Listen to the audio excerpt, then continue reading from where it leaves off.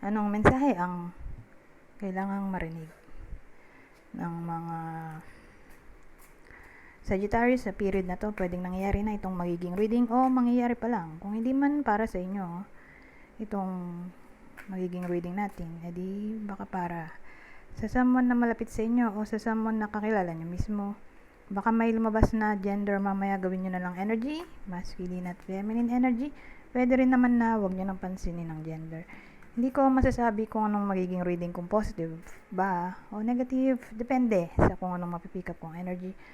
Walang masama kung papanoorin ang sun, moon at rising sign. Teka, kasi baka alin man sa mga yan ay mag-resonate na sa sitwasyon nyo. So, adjust ko lang tong ilaw dito. Mas maganda dito. Kaya lang sagabal naman. Anyways, meron tayo ditong King of Pentacles, Queen of Swords at Five of Cups. So, ang dating sa akin sa period na to,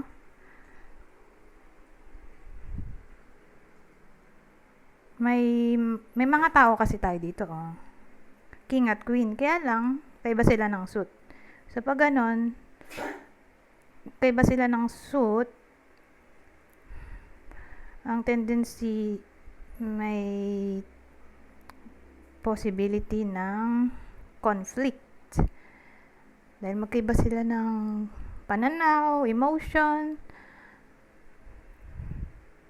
So, asahan natin na possible ang arguments, disagreements sa mga in a relationship sa period na to. Kaya ayun, nagkaroon tayo ng Five of Cups na pwedeng may kinalaman sa sadness or pag-iyak, despair. Wag naman sana loss, pero isa rin sa card na yan, isa sa meaning ng card na yan ay loss. So, pag ano, hindi natin masabi kung pwede rin maghiwalay or baka nga mag-away lang, cool off, 'di ba? Pero hindi pa rin mawawala sa tendency yung sinasabi ko ngang loss na dahil nga nag-away, baka mag-lead din doon. Pero hopefully walang ganon, 'di ba, na mangyari sana. But again, may someone na in despair or baka nga umiyak or mag-regret, ma-disappoint.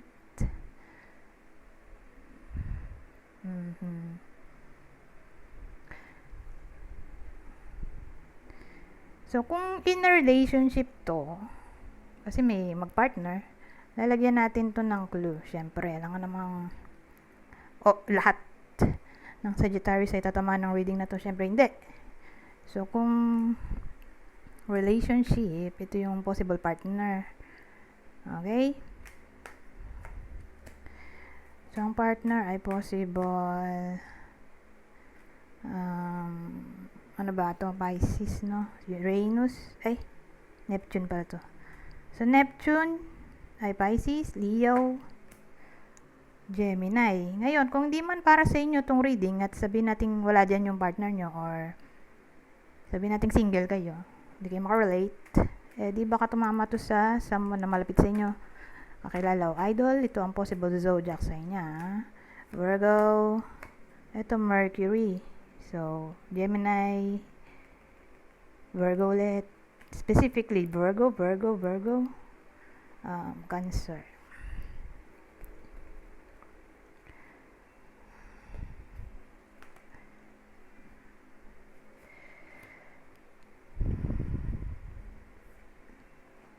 Tatanggalin ko lang to sandali. Anyways, dito na tayo sa susunod. Ano pang masasabi nito? Ibang senaryo. Kaloka, oh. Disturbance, may mumu doon, oh. Actually, Sai ang gumawa nito eh. Hindi ko maalala na bang pangalan ng deck na to. Pansa yata. So, again, di ako sure. Itag ko na lang. Kung sakaling magustuhan nyo yung deck, yun nga, itag ko na lang. Makikita nyo doon kung ano yung pangalan or anong deck to. So, Thai siya, di ba? Ayun ang alam ko, Thai yung gumawa nito. Ngayon, yung horror movie na Shutter, Thai din yun. Doon siguro kinuha tong idea na to. Na yun nga, yung mumu nakapatong dun sa lalaki, kaya pala siya bumibigat. Nagtataka. Nakalimutan ko na yung specific na detalye. Kasi ang tagal ko na pinanood yung 2004 pa yata o 5. Kaya pala bumibigat yung lalaki. Kasi yan, nakapatong yung mumu sa kanya. Tapos ang sakit daw ng balikat niya lagi. Hindi niya malaman bakit ganon. Kasi hindi niya nga nakikita. Tapos ang ending, kaya pala ganoon, ay nakapatong nga yung mumu sa kanya. Hindi ko na rin maalala kung ito ba yung BF niya. Kaya siya attach. Oo nga yata yung BF niya. Kaya naka-attach sa kanya yung mumu kasi BF niya to. Tapos, ang nangyari kasi namatay yung mumu kasi binubuli siya ng mga kaibigan niya. Ngayon, hindi niya mapagtanggol yung girlfriend niya kasi nga, kinahiya niya yung girlfriend niya. Pero sila, di ba ang weird? So, in revenge, ang ginawa ng Momo, umattach siya doon sa boyfriend niya. So, siya yan, yung boyfriend niya. Yun ang tanda ko kasi nga, sabi ko nga kanina, 2004 o 5 o 3, hindi, 4 yata yun. O 5. Basta ganun. 4 or 5, 2004 or 5 ko pa napanood. Pero hindi ko rin sure kung kailan siya ginawa. But again, doon ko siya pinanood yung panahon na yun. So, hindi ko na maalala specific details. Tapos, ang ginawa nitong Momo, pinatay niya lahat ng mga pumatay sa kanya. Binugbog kasi siya kasi binubuli nga. Ito yata yung nahuli. Yung jowa niya. Hinuli nung Momo na, yun nga, magiganti. Kaya lang di naman niya rin pinatay. Ang nangyari lang, nabaliw yung yung lalaki. Ganyan dating. Pero naka-attach pa rin yung mumu dun sa lalaki kahit nabaliw na yung lalaki. So again, kung trip nyo yung movie na yun, napin nyo na lang sa internet.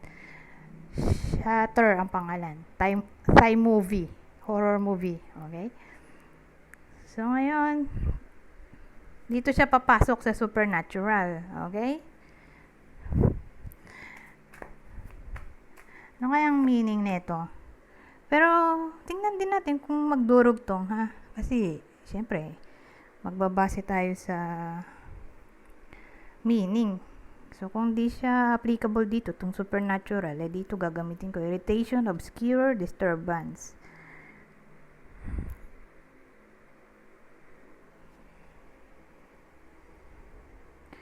So, readiness daw preparation, prompt, arrangement. So, ang dating sa akin sa period na to, necessary na maging handa. Maging handa palagi. Or, tawag dito.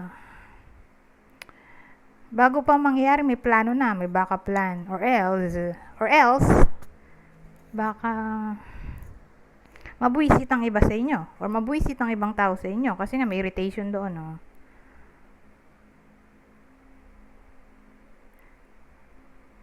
Prepare for the worst case scenario o laging may backup plans or laging handa kasi may mga instances na hindi natin masabi like natural disaster, emergency. Ngayon, ibang senaryo maging handa kasi nga baka may makitang mumu yung iba sa inyo for some reason sa period na to. Sa bagay 3 days lang naman to, di ba? So, para ma-prevent kasi di rin natin masabi kung yun yung pinaka-meaning, di ba? Kasi kinukombine ko lang naman. Sabihin natin may iba sa inyo na nakakakita ng mumu, di maganda kung karoon ng preparedness para hindi makakita ng mumu, di ba? Lalo takot. Kasi may iba na may third eye. Tapos, takot nga sila sa mumu. Eh, di sila na gumawa ng way para malayo ang sarili sa mga ganyan. Supernatural. Okay? Yan ang dating.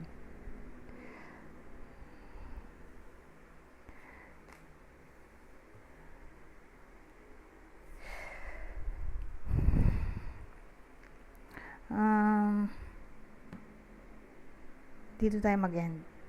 Pang masasabi nito. So, sa part na to, general advice. Okay, sa period na to.